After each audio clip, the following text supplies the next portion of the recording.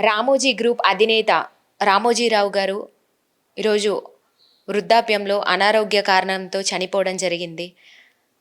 అయితే ఆయన గురించి తెలుసుకునే ప్రయత్నంలో భాగంగా ప్రస్తుతం మనము గోవిందరాజు చక్రధర్ వారితో ఉన్నాము. గోవిందరాజు చక్రధర్ గారు స్పెషల్గా ఆయన గురించి అంటే దాదాపుగా ఈనాడులో 12 సంవత్సరాలు కూడా పనిచేయడం జరిగింది. అదేవిధంగా సీనియర్ జర్నలిస్ట్, ఎంతోమంది 5 దశాబ్దాలుగా ఎంతోమందిని కూడా తీర్చిదిద్దారు. అదేవిధంగా రామోజీరావు గారు అంటే తెలుగు చిత్ర పరిశ్రమలో ఈనాడనే కాకుండా వివిధ రంగాల్లో కూడా ఎంతోమందిని తీర్చిదిద్దడం, అదేవిధంగా ఇలాంటి కార్యక్రమాలు అయితే ఉన్నాయి. ఆయన గురించి ఒక మహానీయుడు, ఎంతో గొప్ప వ్యక్తి అని కూడా చెప్పుకోవచ్చు. అయితే రామోజీరావు గారి గురించి గోవిందరాజ్ చక్రధర్ గారు బుక్ కూడా రాయడం జరిగింది. ఉన్నది ఉన్నట్టుగా రామోజీరావు అనే పేరుతో కూడా స్థాపించారు. మరి ఆయన గురించి మరిన్ని విషయాలు తెలుసుకునే ప్రయత్నం అయితే చేద్దాం. ప్రస్తుతం మనం వారితోనే ఉన్నాము, ఒకసారి వారితో మాట్లాడదాము. నమస్తే సార్. నమస్కారం అమ్మా. సార్, ముందుగా రామోజీరావు గారి గురించి తెలుసుకునే ప్రయత్నం అయితే చేద్దాము. మీకు ఆయనతో ఉన్నటువంటి అనుబంధం ఎలాంటిది, ఒక్కసారి ఏం చెప్తారు మీ మాటలో? నేను ఈనాడులో 75, 76 ఆ ప్రాంతాల్లో నేను ఈనాడులో చేరాను. ఒక 12 ఏళ్ల పాటు నేను ఈనాడులో పనిచేశాను. ఆ కాలంలో రామోజీరావు గారితో ఎక్కువగా సన్నిహితంగా మెలిగేటువంటి అవకాశం ఉండేది. అప్పట్లో ఆయన ఇంత బిజీ అయ్యేవారు కాదు. ఎవ్రీ వీక్ మాకు ఎడిటోరియల్ మీటింగ్స్ అవి పెడుతూ ఉండేవారు. ప్రతిరోజు కూడా ఆయన ఈనాడు పత్రికని క్షుణ్ణంగా చదివి తప్పుల్ని మార్క్ చేసేవాళ్ళు. ఆయన రెడ్ స్కెచ్ పెన్తో కామెంట్స్ చేసి పంపిస్తూ ఉండేవాళ్ళు. అలాగే ఈనాడు కలర్కి మారిన, కొత్తగా కలర్ ఫోటోల ముద్రణకి మారిన టైంలో ఫస్ట్ పేజ్లో వాడే కలర్ ఫోటోలను కూడా ఆయనే సెలెక్ట్ చేసేవాళ్ళు కొంతకాలం పాటు. మేనుమును న్యూస్ కలిసి ఆయన దగ్గరికి వెళ్ళి కలర్ ఫోటోల్ని ఆయనకి చూపించి వాటిని సెలెక్ట్ చేయించుకుని వచ్చేవాళ్ళు. అట్లా ప్రతి దాంట్లో కూడా ఆయన ఇన్వాల్వ్మెంట్ ఉంది. ఆయనకి చాలా వ్యాపార సంస్థలు ఉండొచ్చు. ఎన్ని వ్యాపారాలు ఉన్నా కూడా ఆయన ఎక్కువ టైంని ఈనాడు దీని మీద ఎక్కువ కాన్సన్ట్రేట్ చేసేవారు. ఒకానొక ఇంటర్వ్యూలో నాకు ఆయన చెప్పారు, నా డైలీ రొటీన్ ఈనాడుతో స్టార్ట్ అయ్యి మళ్ళీ రాత్రి ఈనాడు చదివి పడుకోవటంతోనే ముగుస్తుంది అని చెప్పి. ఏ పత్రికాధిపతి, ప్రపంచంలో ఏ పత్రికాధిపతి రామోజీరావులాగా అంత అన్నేసి గంటలు తమ పత్రిక మీద కాన్సన్ట్రేట్ చేసి ఉండరు. మిగతా వ్యాపారాలన్నీ చూసుకుంటారు కానీ ఆయనకి మాత్రము అటాచ్మెంటు, ఈనాడంటే ప్రేమ, తన నిత్యము తనకి ఈనాడు బాగా రావటమే తనకు ఆనందం కలిగిస్తుంది అని కూడా చెప్తూ ఉండేవారు. మరొకటి ఏమిటంటే ప్రధానంగా ఆధునిక తెలుగు జర్నలిజానికి ఒక కొత్త ఒరవడిని అద్దిన ఘనత కూడా ఆయనకే దక్కుతుంది. అప్పటిదాకా ఒక ట్రెడిషనల్ మీడియా ఉండేది, ఆంధ్రప్రభ, ఆంధ్రపత్రిక. దానికి భిన్నంగా ఈనాడుని కొత్త పుంతలు దొక్కిచ్చారు. ఆ రోజుల్లో విజయవాడ పత్రికల ప్రచురణ కేంద్రంగా, ప్రధాన కేంద్రంగా ఉండేది. అట్లాంటి టైంలో ఈయన వైజాగ్ వెళ్ళి వైజాగ్ నుంచి 5,000 సర్క్యులేషన్తో ఈనాడు ప్రచురణ మొదలుపెట్టాడు. చాలా తక్కువ టైంలోనే అప్పట్లో నెంబర్ 1 డైలీగా ఉన్నటువంటి ఆంధ్రప్రభని బీట్ చేసి ఈనాడు నెంబర్ 1 పొజిషన్లోకి వచ్చింది. ఇప్పటిదాకా ఈ క్షణం దాకా కూడా ఈనాడే నెంబర్ 1 స్థానాన్ని పదిలపరుచుకుంటూ ముందుకు వెళ్తుంది. తర్వాత ఉదయం వచ్చిన, వార్త వచ్చిన, సాక్షి, ఇవన్నీ కూడా ఒక టైంలో గట్టి పోటీనిచ్చాయి. ఈనాడుని దాటిపోతాయి అనుకున్నారు కానీ ఈనాడుని సర్క్యులేషన్ పరంగా ఇప్పటికీ ఏ పత్రిక బీట్ చేయకపోవడం అనేది రామోజీరావు గారి కృషి ఫలితమే అని చెప్పి నేను అనుకుంటున్నాను. అది నిజంగా ఇవాళ తెలుగు పత్రికా రంగంలో ఒక ట్రెండ్ సెట్టర్గా రామోజీరావు గారు నిలబడిపోతారు. ఆయనతో ముఖ్యంగా మీకున్నటువంటి అనుబంధం గురించి ఏం చెప్తారు? ఎందుకంటే మీరు కూడా దాదాపుగా ఈనాడులో 12 సంవత్సరాల పాటు కూడా పనిచేశారని చెప్తున్నారు కదా. మరి ఆయనతో మీకు ఎలా ఉండేది అనుబంధం? ఎలా ఉండేవాళ్ళు మీతో? అప్పట్లో ఆయన బాగా ఎడిటోరియల్ స్టాఫ్తో బాగా సన్నిహితంగా ఉండేవాళ్ళు, మోటివేట్ చేస్తూ ఉండేవారు, మానిటరింగ్ చేస్తూ ఉండేవాళ్ళు.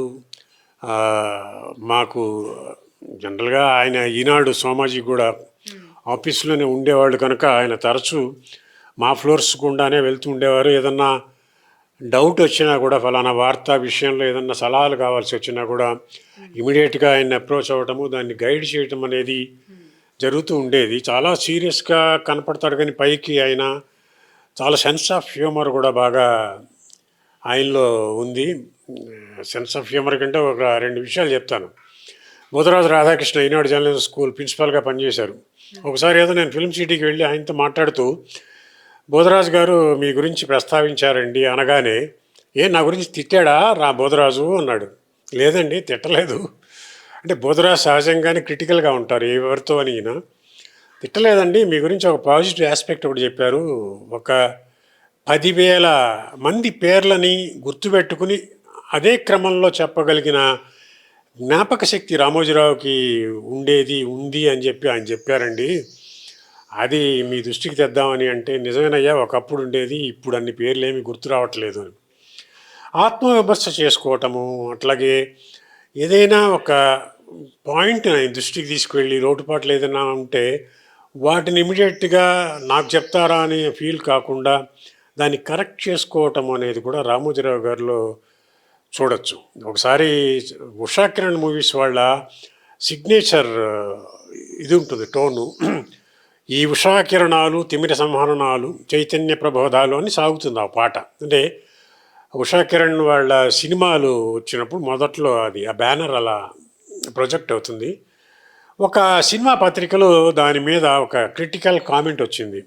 వీళ్ళు ఉషా కిరణాలు అని చెప్పి వెనకాల పాట ఉంది కానీ వాడు చూపిస్తున్నటువంటి సూర్యుడు లేత బాణుడిలాగా లేడు, మధ్యాహ్నపు సూర్యుడిలా ఉన్నాడు అని చెప్పి వ్యంగ్యంగా రాసేసరికి అది రామోజీరావు దృష్టికి వచ్చింది.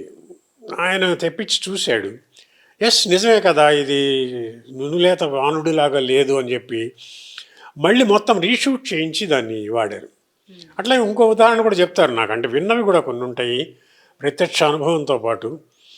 ఉషా కిరణ్ మూవీస్కి ఒక సినిమా ఏదో ప్రొడ్యూస్ చేశారు. సినిమా ప్రొడ్యూస్ చేస్తే ఆ పాటల క్యాసెట్లు, అప్పట్లో క్యాసెట్లే ఉండేవి, రెడీ చేసుకుని ఆ ఫిల్మ్ డైరెక్టర్ వచ్చాడు రామోజీరావు గారి పాటలు వినిపిద్దామని చెప్పి. వచ్చిన తర్వాత రామోజీరావు గారు తన రూమ్లో హాయిగా ఒక మామూలు టేప్ రికార్డర్ పెట్టి కూర్చున్నాడు. ఆ డైరెక్టర్కి చాలా ఆశ్చర్యం వేసింది. పెద్ద ఒక రికార్డింగ్ స్టూడియో వ్యవహారము, దాంట్లో ఆయన పాటలు వింటాడేమో అని ఎక్స్పెక్టేషన్తో వచ్చిన మనిషికి చిన్న టేప్ రికార్డర్ పెట్టుకుని కూర్చుంటే, ఇదేంటి సార్ మీరు మన సినిమా పాటలు వినడానికి చిన్న టేప్ రికార్డర్ పెట్టి కూర్చున్నారు ఏమిటి అని. కాదయ్యా, నువ్వు ఒక మాట చెప్పు నాకు, జనాలు ఈ పాటలను దేంటో వింటారు? టేప్ రికార్డర్ అని చెప్పాడు. టేప్ రికార్డర్లోనే మరి వింటే కదా దాని ఇంపాక్ట్ తెలిసేది. నువ్వేదో పెద్ద రికార్డింగ్ స్టూడియోలో పెట్టి దాని ఎకో సిస్టంలో పెట్టి చూస్తే ఏం ఇంపాక్ట్ తెలియదు కదా.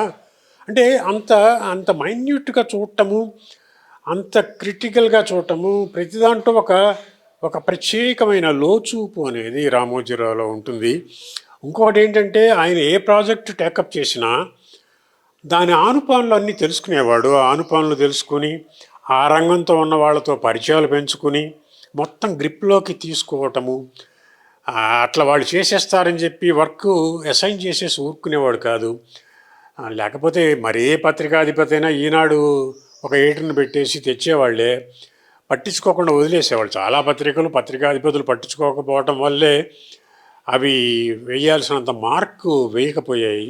దానికి మిగతా పత్రికాధిపతులకి రామోజీరావుని వేరు చేస్తున్నటువంటి అంశం ఏంటంటే, తను చేతిలోకి తీసుకోవటం. ఏది టేకప్ చేసినా ఫిలిం సిటీ కట్టేటప్పుడు కూడా ఆయన రేయింబవళ్ళు ఫిలిం సిటీ మీదే ఉన్నాడు.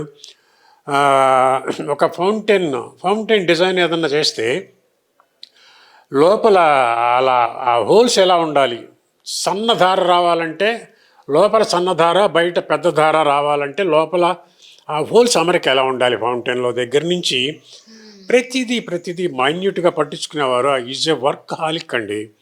పనిలోనే తనకి ఆనందం అని చెప్పి చెప్తూ ఉండేవారు. పని చేస్తూనే ఒరిగిపోవాలని ఉంది అని కూడా చాలా నిర్భీతిగా ప్రకటించినటువంటి రామోజీరావు అలా పని చేస్తూనే ఒరిగిపోయారు. అది కాకపోతే రామోజీరావు కంట్రిబ్యూషన్ ఏమీ సామాన్యమైంది కాదు.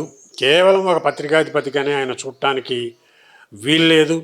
తెలుగువారి ఒక జన జీవితం మీద ఒక చెరగని ముద్ర వేశారు. ఇటు సామాజిక జీవితంలో కావచ్చు, అటు రాజకీయ జీవితంలో కావచ్చు.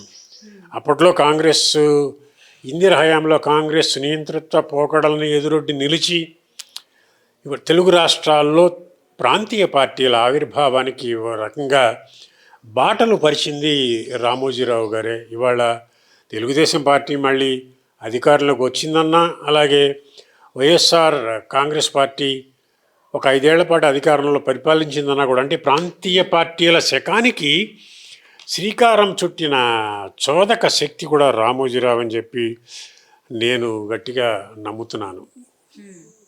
ముఖ్యంగా ఇందాక నేను అడిగాను, అంటే అనుబంధం ఆయనతో ఉన్న అనుబంధం ఎలాంటిది అని చెప్పి.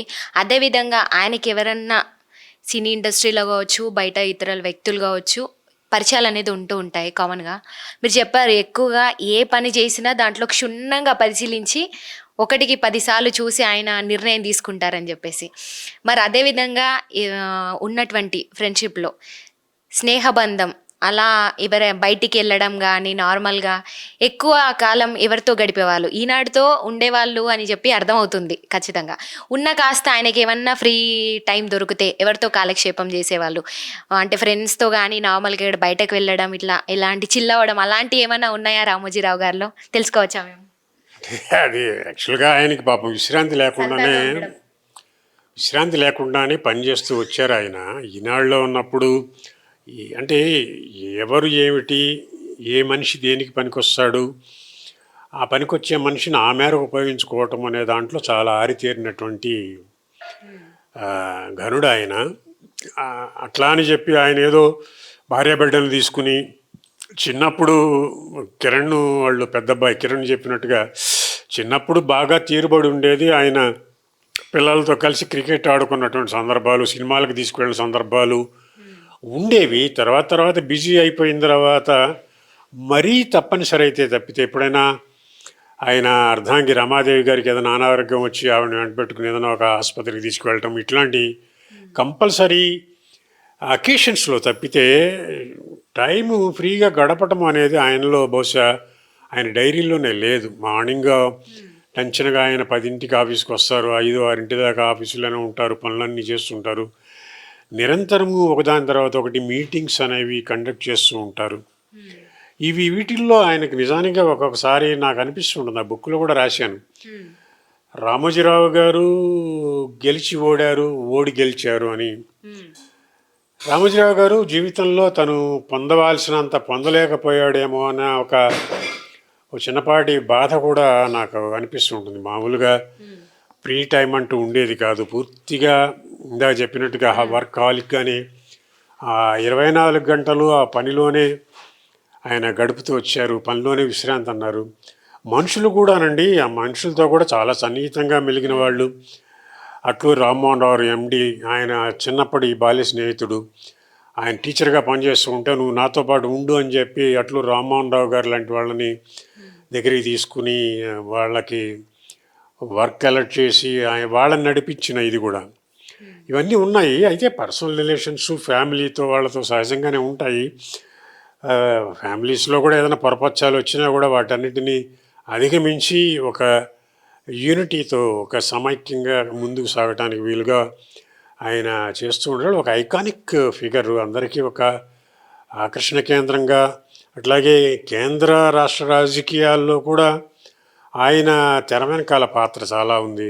చాలామంది ఆయన దగ్గరికి సలహాలు సంప్రదింపులకి వస్తూ ఉండేవాళ్ళు, ఫలానా విషయం మీద ఏం చేస్తే బాగుంటుంది అని చెప్పి. దాన్ని కూడా ఆయన ఎంజాయ్ చేశారు.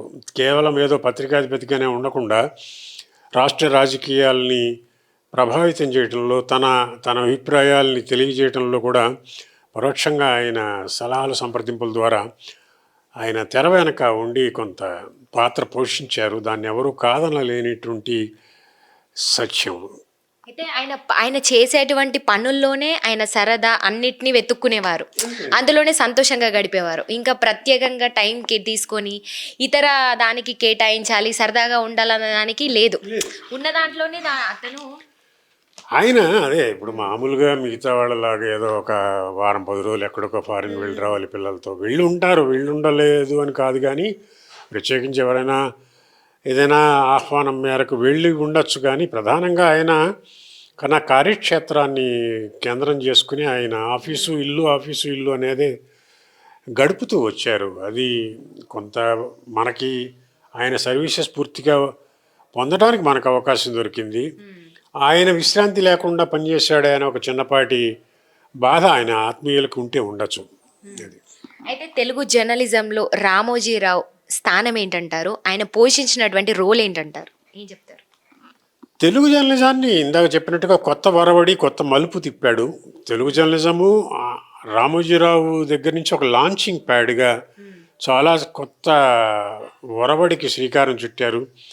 ఆ బాణీలోనే ఆ తర్వాత పత్రికలన్నీ, ఈనాడు తర్వాత వచ్చిన పత్రికలన్నీ కూడా వార్త, ఉదయము, వార్త, సాక్షి లాంటి మేజర్ డైలీస్ అన్నీ కూడా ఒక ఆధునిక టెక్నాలజీతో ఒక నవనవోన్మేషంగా రావటంకి కారణం ఏంటంటే, ఒక ఈనాడు ఒక సెట్ చేసింది ఆధునిక పత్రిక ఇలా ఉండాలి అని ఒక స్టాండర్డ్ని సెట్ చేసింది కనుక ఆ తర్వాత వెలువడిన పత్రికలన్నిటి మీద ఈనాడు ముద్ర అనేది ఉంది. తర్వాత ఇన్ఫర్మేషన్ బాగా ఎక్స్ప్లోజన్ వచ్చేసిన తర్వాత యూట్యూబ్ ఛానల్స్ వచ్చాయి, టీవీలు వచ్చేసాయి, శాటిలైట్ ఛానల్స్ వచ్చేసిన తర్వాత ఇవాళ పత్రిక రోల్ అనేది కాస్త వెనకబడుతూ వచ్చింది. పత్రిక రోల్ వెనకబడుతున్నా కానీ తన ఈనాడు మార్కుని, ఆధిపత్యాన్ని ఆయన కంటిన్యూ చేస్తూనే వచ్చారు. సర్క్యులేషన్స్ పరంగా ఒడిదుడుకులు ఉండొచ్చు, భవిష్యత్తు పత్రికల తీరుతెన్నులు ఎట్లా ఉంటాయి, మనుగడ ఎట్లా ఉంటుంది, ఇవన్నీ ఇప్స్ అండ్ బట్సే. కానీ ఆయన సక్సెస్ఫుల్గా ఒక నెంబర్ 1 డైలీగా ఒక 50 ఏళ్ల పాటు ఆయన పత్రికని తన స్వహస్తాలతోనే తనే పురుడు పోసి తనే పెంచి ఆ బిడ్డకి ఒక బాంచి ఒక యూత్లోకి తీసుకువచ్చి ఆయన తన పాత్ర ముగిసిందన్నట్టుగా ఆయన వెళ్ళిపోయారు. రేపు ఈ ఏడాది 2024 ఆగస్టు 10 నాటికి ఈనాడికి స్వర్ణోత్సవ సంవత్సరంలోకి అడుగు పెడుతుంది. 50 ఏళ్ళు అవుతుంది పెట్టి. 1974 ఆగస్టు 10లో ఈనాడు వైజాగ్లో స్టార్ట్ అయింది. అప్పటి నుంచి కూడా నెమ్మదిగా ఎడిషన్ సెంటర్లను విస్తరించుకుంటూ వచ్చి రేపు 50 ఏళ్ల పండగని కూడా జరుపుకోబోతుంది. ఆ ఒక్క 2 నెలలు కనుక ఆయన ఉంటే, ఆ స్వర్ణోత్సవ సంబరాలని కూడా ఆయన చూసుకుని ఉంటే ఇంకా బాగుండేదేమో అనిపిస్తూ ఉంటుంది. ఏది అయినా కూడా అది made a mark on all spheres of life. తెలుగువారి మీద ముఖ్యంగా, కేవలం పత్రికాధిపతికనే కాకుండా మీరు ఇవాళ ఉదయం లేచిన దగ్గర నుంచి రాత్రి పడుకునే వరకు మీ ప్రతి అడుగులో, మీ ప్రతి ఆలోచనలో రామోజీరావు ఇన్ఫ్లుయెన్స్ అనేది తప్పనిసరిగా ఉంది. తెల్లారి లేస్తే మీరు తినే పచ్చడి దగ్గర నుంచి, దోశ మిక్స్ దగ్గర నుంచి, మీరు చూసే సినిమా కావచ్చు, మీరు కొనే స్థలం కావచ్చు, మీరు కట్టే చిట్టి కావచ్చు, మీరు చదివే పత్రిక, చూసే సీరియల్స్, అలాగే ఇతరత్ర ఇన్ఫర్మేషన్ ప్లాట్ఫామ్స్ ఇవన్నీ కూడా చూసినప్పుడు ఈ కుదురు చాలా పెద్దది. రామోజీరావు కుదురు చాలా పెద్దది. నేనేమనుకుంటున్నానంటే, అది రామోజీరావు ఒక ఒరవడి పెట్టాడు. ఆ ఒరవడిని కొన్ని విలువలనేమో పాటించాడు. ఆ విలువల్ని పాటిస్తూ ఆ ఒరవడిలో ఆయన వారసులు ముందుకు వెళ్ళాలని చెప్పి రామోజీరావు వెలిగించినటువంటి దీపం అఖండంగా అలాగే వెలుగుతూ తెలుగువారి మానస పత్రికగా రామోజీరావు తన పత్రికని ఈనాడు రామోజీరావు మానస పత్రిక అంటుంటారు. తెలుగువారందరి మానస పత్రిక. ఇంకా రామోజీరావు గారు లేరు కనుక తెలుగు వాళ్ళు ఓన్ చేసుకుని తెలుగువారందరి మానస పత్రికగా ఈనాడును తీర్చిదిద్దాల్సిన బాధ్యత రామోజీ వారసుల మీద, ఆ తర్వాత అధికారంలోకి బాధ్యతల్లో టేక్ ఓవర్ చేసేవాళ్ళ మీద ఉంది. ఈ కష్ట సమయంలో నిజానికి ఎంప్లాయీస్ చాలా బాధల్లో ఉండి ఉంటారు, చాలా విషాదంలో ఉంటారు. ముఖ్యంగా కుటుంబ సభ్యులు. ఆ కుటుంబ సభ్యులు విషాదంలో వాళ్ళు తొందరగా తేరుకోవాలి, ధైర్యంగా ఈ పరిణామాన్ని తట్టుకుని నిలబడాలని చెప్పి మళ్ళీ యథాప్రకారం సంస్థల్ని ముందుకు నడిపించినప్పుడే రామోజీరావు గారికి అసలైన నివాళి అవుతుందని చెప్పి నేను అనుకుంటూ రామోజీరావుతో కొద్దిపాటి అనుబంధం ఉన్నందుకు నేను గర్విస్తూ ఉంటాను. ఆయన మన మధ్య భౌతికంగా లేడు కానీ ఆయన చిరంజీవి, చిరస్మరణీయుడే. తెలుగు పత్రికా రంగం ఉన్నంత వరకు ఆయన సువర్ణాక్షరాలతో ఆయన పేరు లిఖించబడే ఉంటుంది. అయితే రాబోయే భవిష్యత్ తరాల గురించి మాట్లాడుకుంటే వాళ్ళు రామోజీరావు గారి నుంచి ఏం నేర్చుకోవచ్చు అంటారు? ఏం ఇన్స్పైర్ అవ్వచ్చు అంటే ఏం చెప్తారు? ముఖ్యంగా రెండు రకాలు. ఒకటి ఏంటంటే ఆయన పత్రికాధిపతిగా ఉన్నాడు. కొత్త వరవాడి నిత్యము ఆయన మీరు నేను వృద్ధులం కావచ్చు, పెద్దవాళ్ళం అవ్వచ్చు, కానీ పత్రిక మాత్రం ఎప్పుడు యవ్వనంగానే ఉండాలి, యూత్ఫుల్గానే ఉండాలి అని చెప్పి ఆయన నమ్మాడు. పత్రికల్లో పనిచేసే వాళ్ళు ఎవరైనా కూడా ఇది నిత్యము ఏ రోజుకు ఆ రోజు ఇట్స్ ఎ కంటిన్యూస్ ప్రాసెస్. ఇవాళ పత్రిక బాగా వచ్చింది కనుక రేపు నిర్లిప్తంగా ఉండేటువంటి పరిస్థితి లేదు.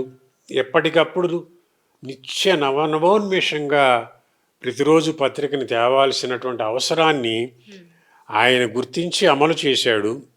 దాన్నే ప్రతి జర్నలిస్టు కూడా ఇవాళ వృత్తిలో ఉన్నటువంటి జర్నలిస్టులు ఎప్పటికప్పుడు స్కిల్స్ని పెంపొందించుకుంటూ బాగా కాంపిటీషన్ వస్తుంది. కాంపిటీషన్ వచ్చినప్పుడు మనము మన టాలెంట్స్ని ఇంప్రూవ్ చేసుకోకపోతే వెనకబడిపోయేటువంటి ప్రమాదం ఉంది. కనుక ఒకసారి గోవింద రామశాస్త్రి గోరాశాస్త్రి గారి దగ్గరికి ఒక ఆయన వచ్చారు. ఆయన ఆంధ్రభూమికి ఎడిటర్గా ఉన్నప్పుడు గోరాశాస్త్రి గారు ఏం చేస్తున్నారు మీరు అన్నారట.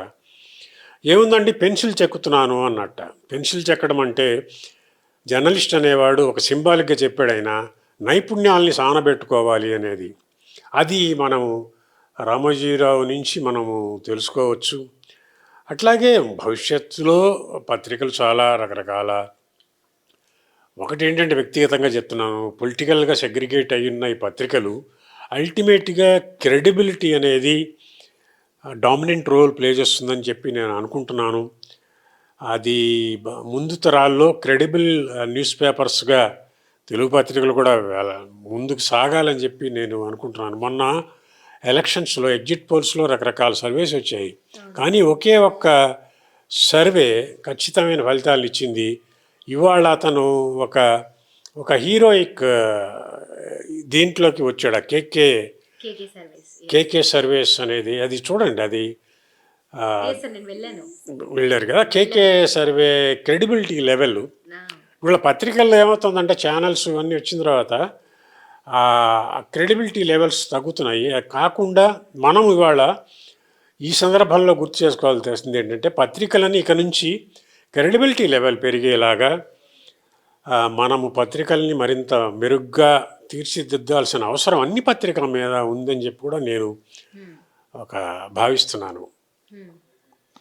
ముఖ్యంగా రామోజీరావు గారిలోని ఆయనలో ఉన్నటువంటి ప్రత్యేకతలు ఏంటి? మీరు స్వయంగా ఆయనలోని గమనించింది ఏంటి అంటే ఏం చెప్తారు సార్? చాలా వరకు చెప్పాను నేను. అంటే ఏదైనా లోతైన చూపు ఒకటి ఏంటంటే మనిషిలో ఆయనకి కొన్ని క్వాలిటీస్ ఉన్నాయండి. పట్టుదల ఉంది, ఏకాగ్రత ఉంది, చాలా ఫోకస్డ్గా చూస్తాడు. తర్వాత నిర్భయత్వం ఉంది, దేన్ని లెక్క చేయకపోని నిర్భయత్వం ఉంది. తర్వాత నిరంతర పరిశ్రమ, పట్టుదల, తర్వాత పరిశ్రమ, ఏకాగ్రత, నిర్భయత్వం, ఇవన్నీ కూడా చూడొచ్చు మనము. ఏమి పరిణామం ఎదురైనా కూడా ఏమి లెక్క చెయ్యని, చాలా గతంలో అనేక పోరాటాలు చేశాడు. ఆ పోరాటాల్లో కాంట్రవర్సీస్ ఎదుర్కొన్నాడు. ఇప్పటికీ ఆయన మరణించే వరకు కూడా ఏదో ఒక కాంట్రవర్సీస్లో ఉన్నాడు.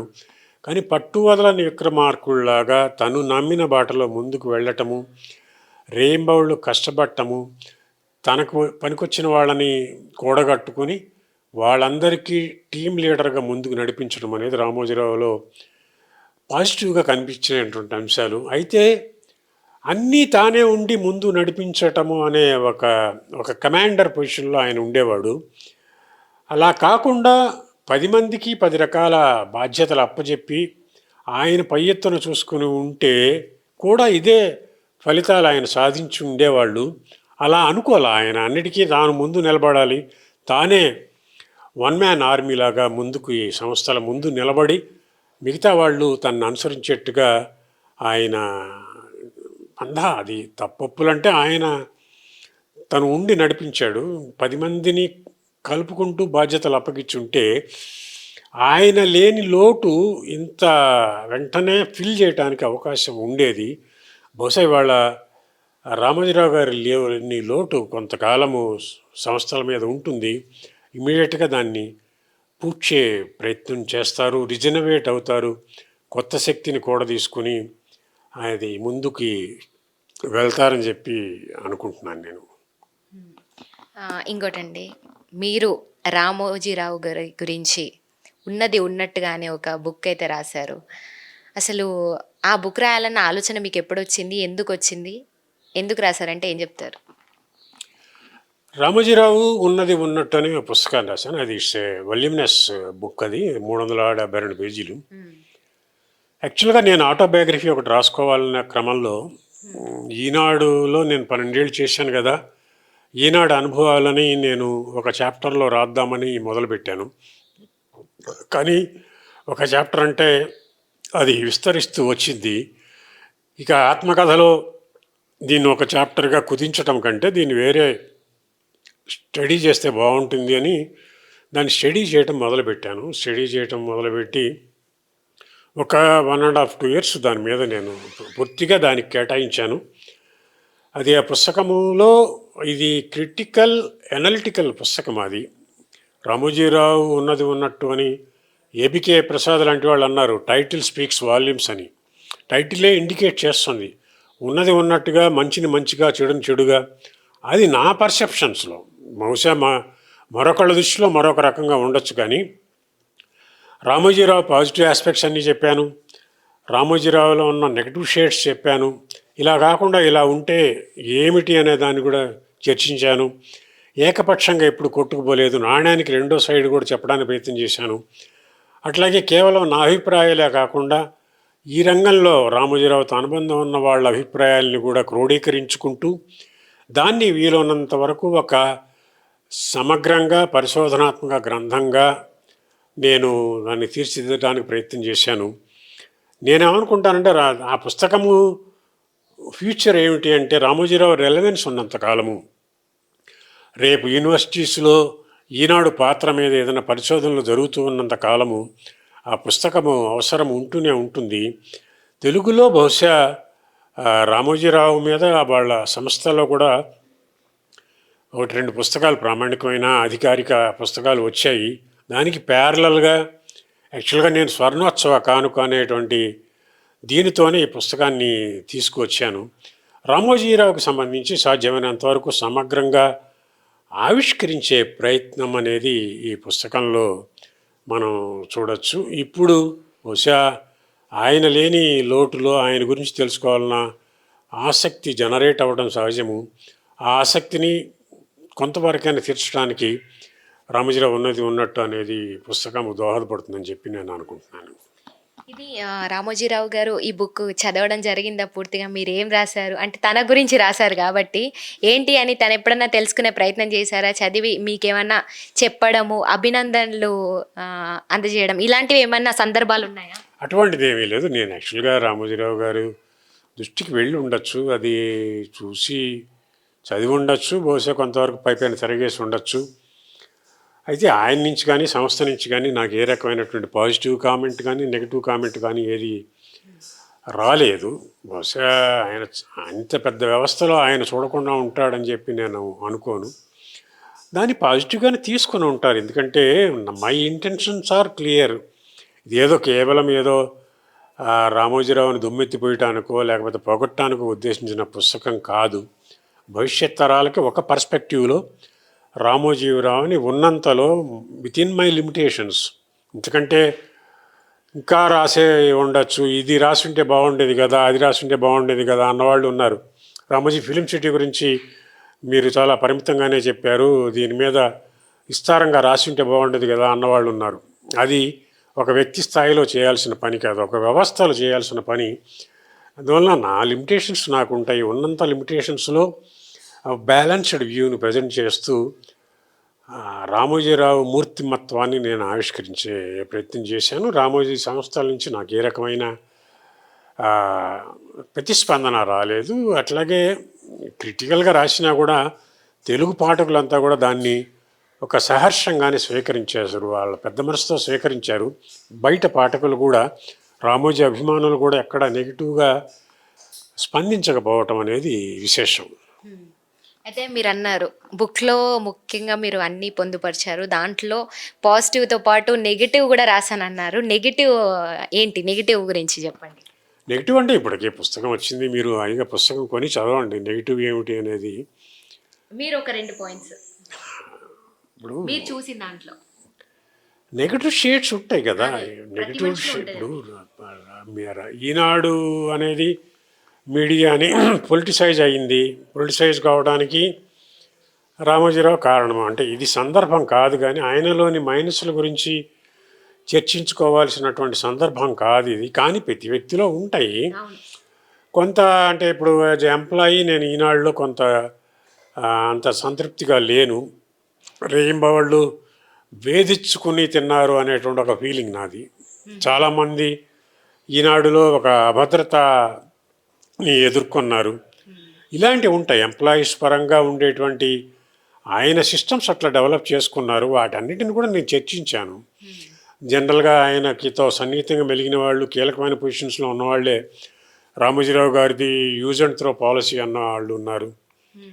ఇవన్నీ అంటే మనం చరిత్ర చూసినప్పుడు ఫీల్డ్లో ఉన్న వాళ్ళందరికీ తెలిసిన విషయాలే ఉంటాయి అవన్నీ.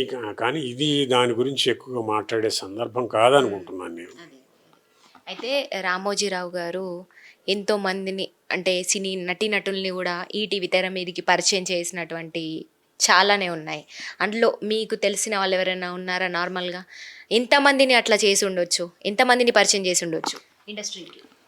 అంటే ఆయన సినిమా ఇండస్ట్రీలో కూడా ఒక స్టార్డమ్కి వాటికి భిన్నంగా కథని నమ్ముకుని ఆయన సినిమా రంగంలోకి వచ్చాడు.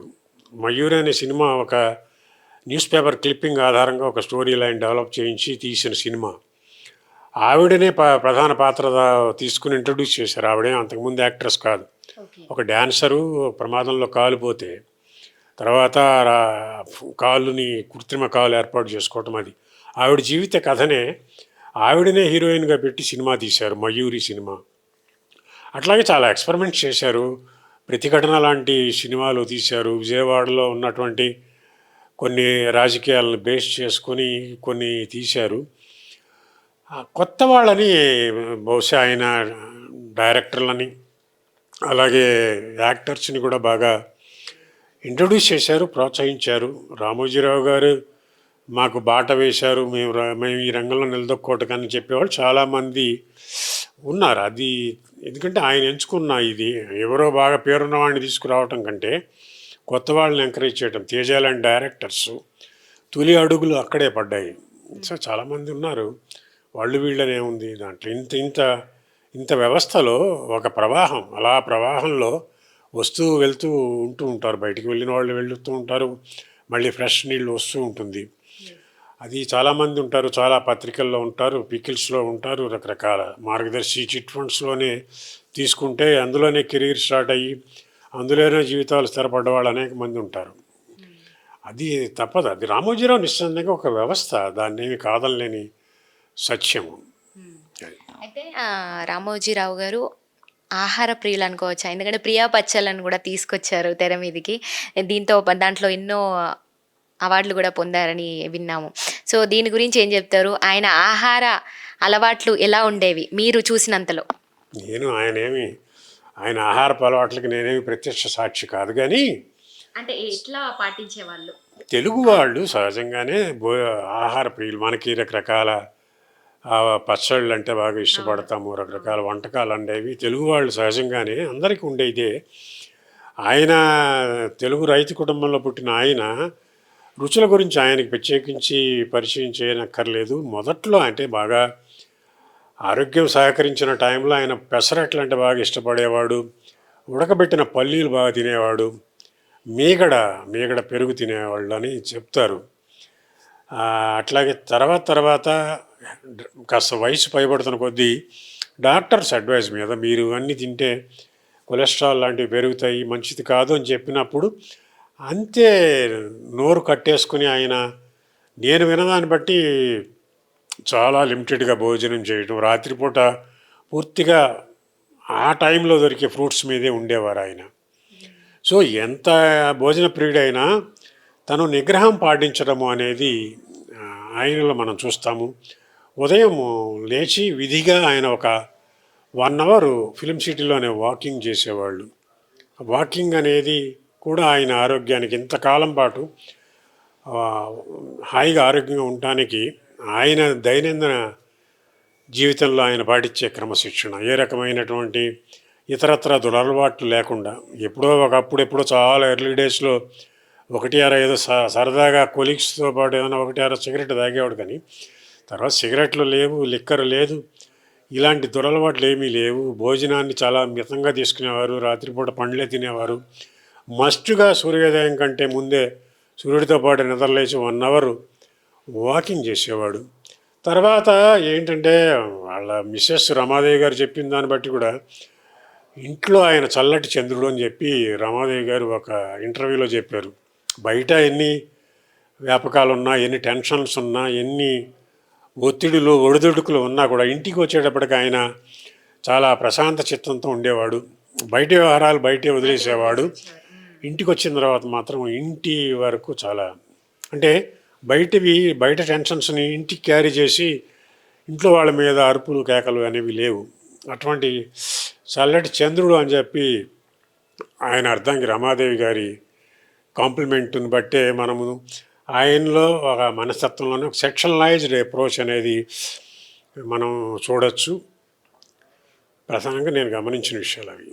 అయితే మీరు చెప్పినట్టుగా రామోజీరావు గారు దగ్గర చాలామంది ఎంతోమంది సలహాలు సూచనలు తీసుకునే వాళ్ళని చెప్పారు.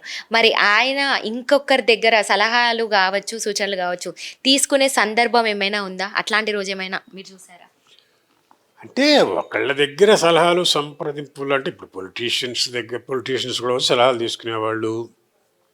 వ్యక్తిగత స్థాయిలో సలహాలు అడిగేవాళ్ళు ఉండొచ్చు. ఎందుకంటే ఒక సక్సెస్ఫుల్ మ్యాన్ కనుక, తెలిసిన విషయ పరిజ్ఞానం ఉన్నవాడు కనుక సహజంగానే అది ఉంటుంది. అంటే ఆయన ఎవరి దగ్గర సలహాలు తీసుకుంటారంటారా, ఏమంటారు మీరు? ఆయన దగ్గర ఎంతో మంది సలహాలు తీసుకోవడానికి వచ్చారు, కలుస్తూ ఉంటారన్నారు. ఆయనకు అలాంటి సందర్భం ఇంకొకరి దగ్గర తీసుకునేటువంటి సందర్భం ఏదైనా ఎదురైందా ఒకగానొక టైంలో అంటున్నా?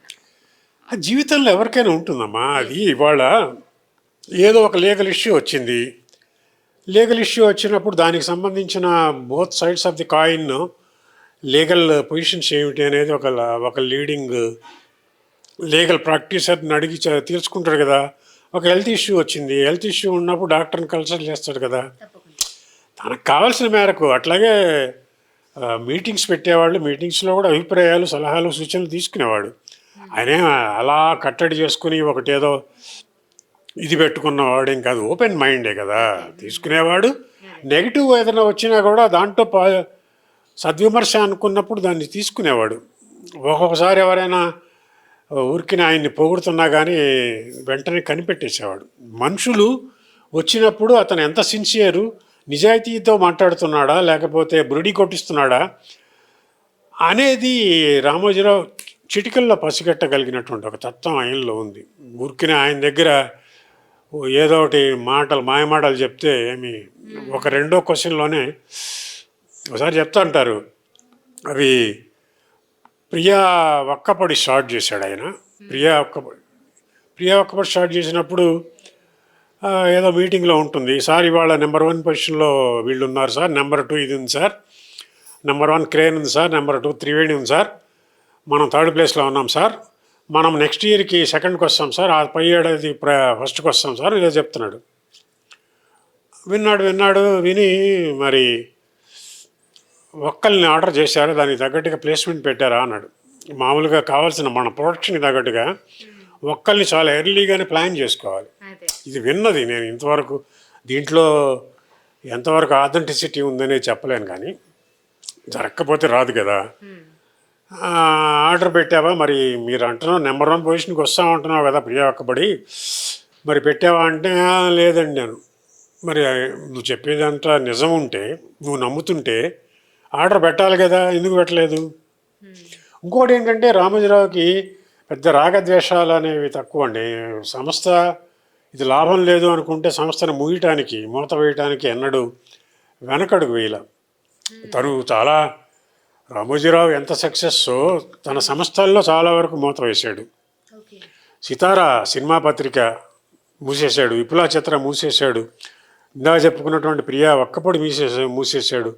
అనేక సంస్థలు, న్యూస్ టైం పత్రిక ఈనాడుతో పాటు ఆంగ్ల దినపత్రిక న్యూస్ టైం, ఇవన్నీ సింకింగ్ బోట్ అనుకున్నప్పుడు దాన్ని భుజాన వేసుకుని ఏదో ఒకటి నష్టాలతోనే లాగుదాము అని చెప్పి అనుకోవాలా. వాటిని కాలం మారుతున్నప్పుడు అన్నదాత మూసేశాడు. ఈనాడు కంటే ముందు స్టార్ట్ చేసినటువంటి పత్రిక, తాను రైతు కుటుంబం నుంచి వచ్చాను కనుక ఆ రైతులకు ఏదో ఒకటి మేలు చేయాలి అని చెప్పి అసలు ఆయన పత్రికా రంగంలోకి రావటమే అన్నదాతతో వచ్చాడు.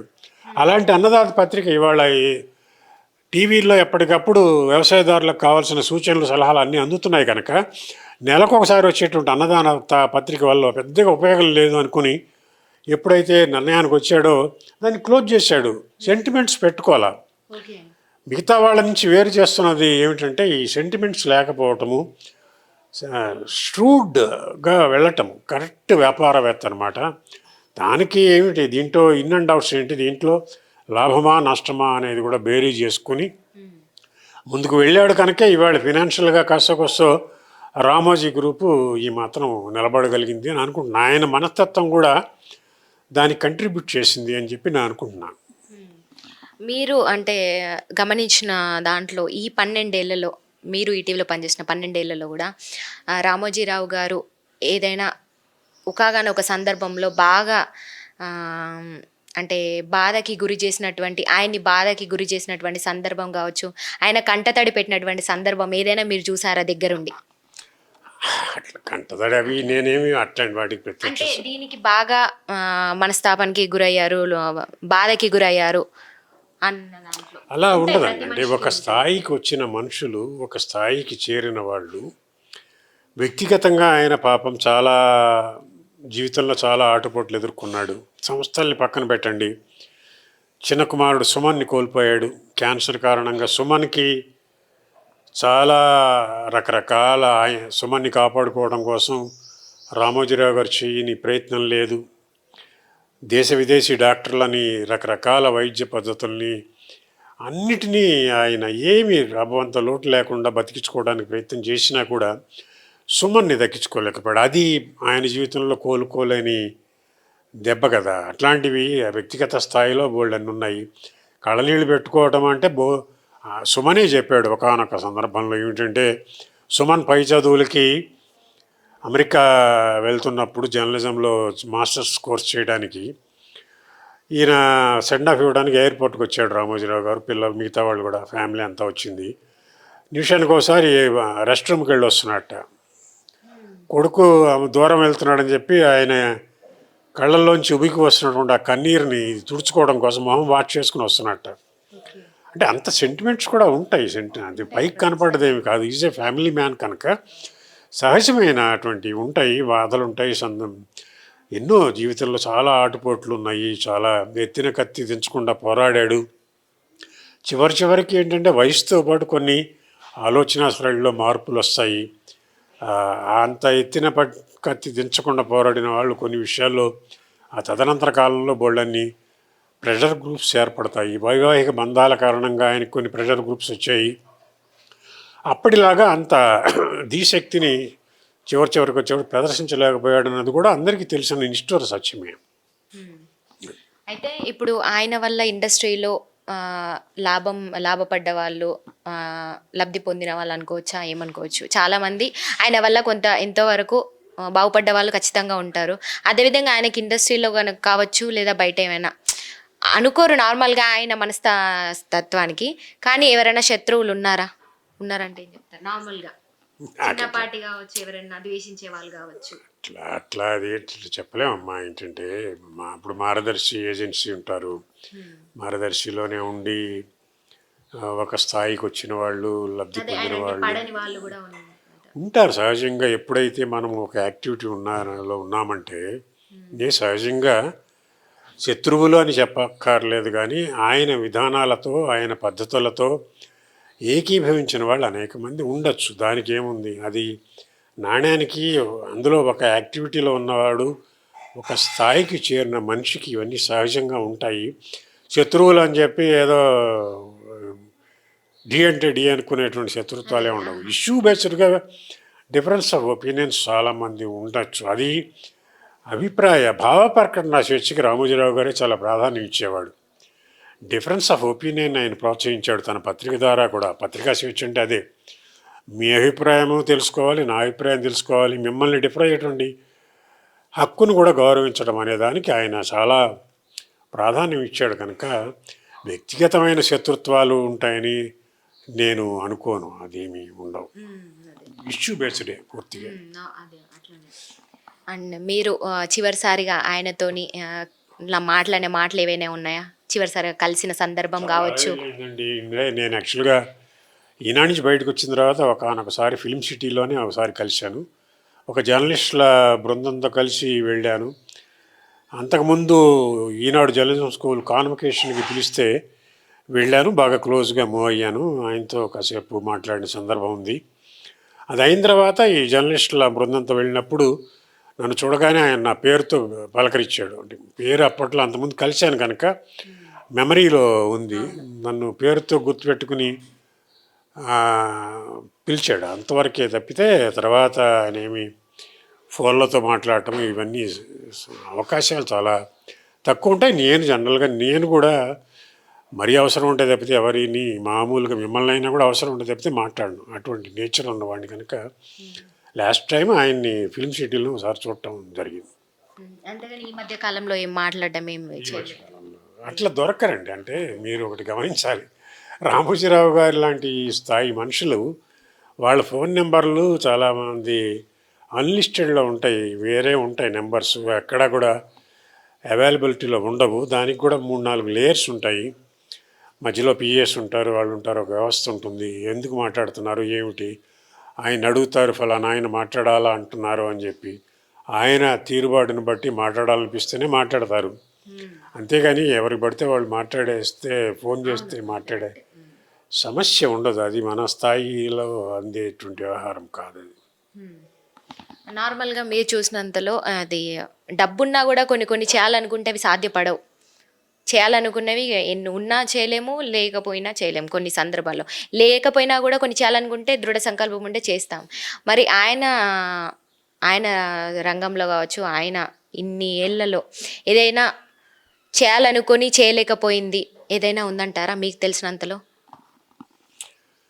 అంటే ఎక్కడికక్కడ ఉంటాయి, దానికి స్కై ఈజ్ ది లిమిట్ అని చెప్పి ఆయన ఇప్పుడు ఒకటి ఎక్కువగా ఇన్ఫర్మేషన్ వినోద పరిశ్రమలోనే ఆయన ఉన్నాడు. రామోజీరావు కెపాసిటీస్కి తగ్గట్టుగా ఆయన ఇంకా చేయాల్సినవి చాలా ఉన్నాయి. ఎక్కడ మ్యానుఫ్యాక్చరింగ్ దీంట్లోకి రాలేదు ఆయన. పెద్ద పెద్ద పరిశ్రమలు, ఇనుము, ఉక్కు, సిమెంట్ లాంటి పరిశ్రమల్ని ఆయన పెట్టలేకపోయాడు.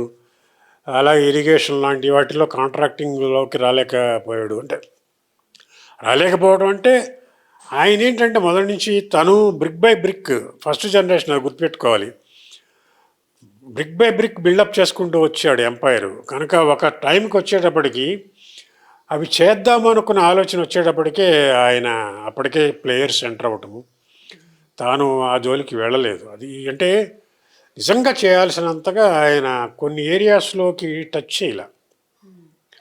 అది ఒక్కటే నేను గమనించింది ఆయన. అంటే అదే అనుకొని చేయలేకపోవడం అంతవరకు. అనుకోవడం అంటే 100 రకాల ఆలోచనలు చేయొచ్చు. ఇందా చెప్పాను కదా, నేను ఏదైనా సిమెంట్ ఇండస్ట్రీ లాంటివి, మ్యానుఫ్యాక్చరింగ్ వాటి మీద డెఫినెట్గా ఆలోచన చేసి ఉంటాడు. కానీ ఆయన దాని మీద ఫర్దర్గా ముందుకు వెళ్ళలేకపోవడానికి బోల్డ్ అని కారణాలు ఉంటాయి. మనకి సరిపడదని కావచ్చు, లేకపోతే రిసోర్సెస్ కావచ్చు. ఫిల్మ్ దీంట్లోనే ఫిల్మ్ ప్రొడక్షనే తగ్గించుకున్నాడు ఆయన. ఎందుకంటే ఫ్లక్చుయేషన్స్ ఎక్కువగా ఉంటాయి. నిజానికి ఇప్పుడు రామానాయుడు లాగా సినిమా పరిశ్రమలు నిజానికి అంత పెద్ద ఫిల్మ్ సిటీ పెట్టుకుని మీడియా మొగల్లాగా, ఫిల్మ్ ఇండస్ట్రీ మొగల్లాగా ఆయన ఆన్ పార్ విత్ రామానాయుడు రాలేకపోయాడు. ఒక స్టేజ్ వరకే ఆయన ఫిల్మ్ ప్రొడక్షన్లో కూడా తర్వాత తగ్గించుకుంటూ వచ్చాడు ఫ్లక్చుయేషన్స్ కారణంగానే. ఇవన్నీ కొన్ని ఉంటాయి, చేయలేకుండా చేద్దామనుకుని చేయలేని ఇవి ప్రతి వాళ్ళలో ఉంటాయి, మీలోనూ ఉంటాయి, నాలోనూ ఉంటాయి. నేనేదో ఇది రాద్దాం అనుకుంటాను, రాయలేకపోవచ్చు. క్షణక్షణం మారే నిర్ణయాల్లో అంత పెద్ద దీంట్లో బోల్డెన్ ప్రపోజల్స్ వస్తూ ఉంటాయి. వాటి మీద ఇప్పుడు స్పెసిఫిక్గా మనం ఏం చెప్పుకోలేము. ఫైనల్గా మీరు ఆయన గురించి ఏదైనా చెప్పదలుచుకుంది ఏమైనా ఉందా? Ramoji Rao he made a mark. Ramoji Rao ఓ, తెలుగు జర్నలిజంలో ఇందాక అక్షరము పత్రికా రంగంలో ఉన్నంతకాలం ఆయన పేరు చర్చకు వస్తూనే ఉంటుంది. భవిష్యత్ తరాలకి ఆయన వెలిగించినటువంటి ఒక అక్షర జ్యోతులు దారి చూపిస్తూనే ఉంటాయి.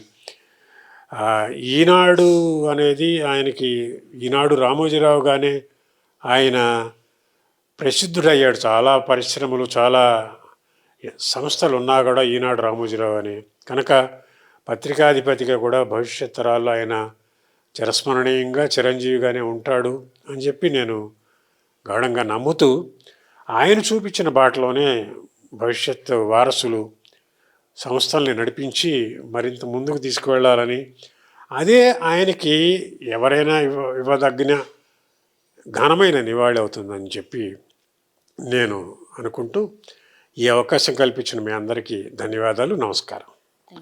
Thank you so much sir.